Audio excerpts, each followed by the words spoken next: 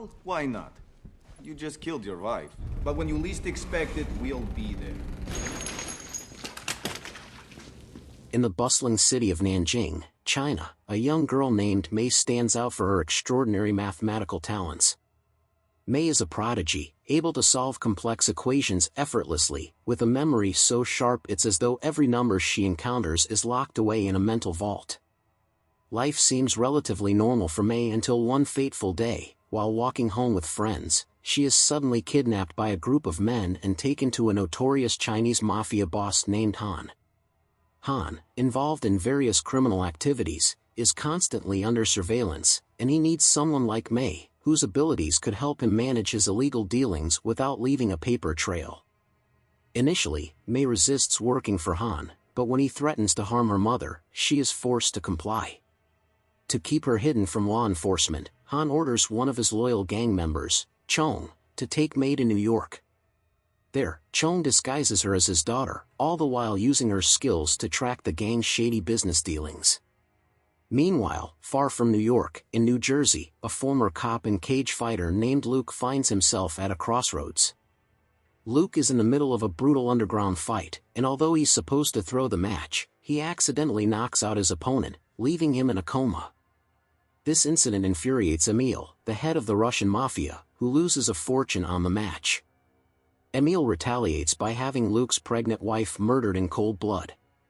Crushed by this unimaginable loss, Luke spirals into despair, abandoning his life and ending up homeless on the streets of New York, where he lives in a filthy shelter. A year passes, and Mei continues to serve the Chinese gang in New York, memorizing profits and losses from businesses forced to pay the mafia. Her ability to store this information without a trace makes her an invaluable asset. As she becomes more acquainted with the ruthless world of gang business, Luke barely scrapes by, isolated and broken. One night, he gives his shoes to a homeless man out of pity, only to wake up the next morning and find the man dead, his throat slit, and the shoes stolen. Life on the streets for Luke is a nightmare, but for Mei, things take an even darker turn. One night, she learns that her mother has passed away in China, a devastating blow that leaves her heartbroken. Soon after, Han arrives in New York for the first time since Mei's kidnapping, handing her a piece of paper with a sequence of numbers he instructs her to memorize before burning the paper. Mei quickly stores the numbers in her mind, knowing they must be critical. On a routine trip through the city with Chong, the two are suddenly ambushed by the Russian mafia, led by Emil, the very man responsible for Luke's wife's death. The Russians want Mei because of the vital numbers stored in her memory. A violent shootout follows, with the Russians overpowering Chong and his men, kidnapping Mei. Back in the city, Luke's day continues to worsen. He is assaulted by a group of corrupt cops, former colleagues who are still bitter about Luke exposing their ties to local gangsters years ago. After a brutal beating, they hand him a gun, urging him to end his own life. Despite their taunts, Luke refuses to give in and walks away, bruised but determined. Meanwhile, Mei is taken to Emil, who demands that she recite the numbers she's memorized. Mei realizes that the woman who told her about her mother's death was working with Emil all along. When Mei refuses to cooperate, the Russians kill the woman, making it clear that Mei will meet the same fate if she doesn't comply.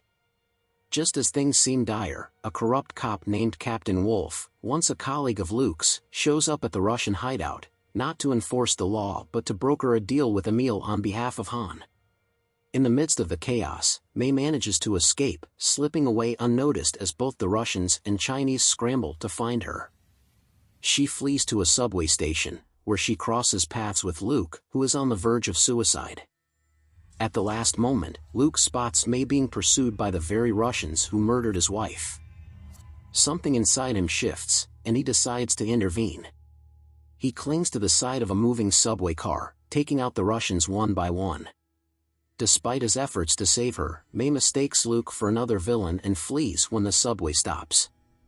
Luke, now determined to protect her, overhears a police radio announcing a red alert for Mei, realizing that the corrupt cops are also in pursuit and planning to hand her over to the mafia.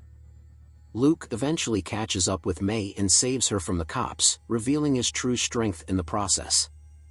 Though she's still skeptical, May begins to trust Luke after witnessing his willingness to fight for her. Together, they flee, with Luke outmaneuvering the Russians in a thrilling car chase through Manhattan. They eventually take refuge in a luxury hotel, where May finally reveals the numbers she's memorized.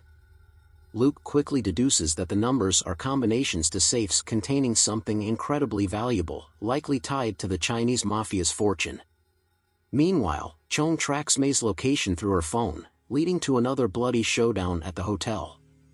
Luke and May are separated in the chaos, with Chong capturing May and Luke barely escaping.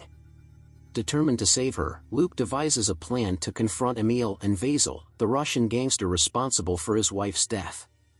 Posing as a gang member, Luke claims to have the coveted numbers and arranges a meeting.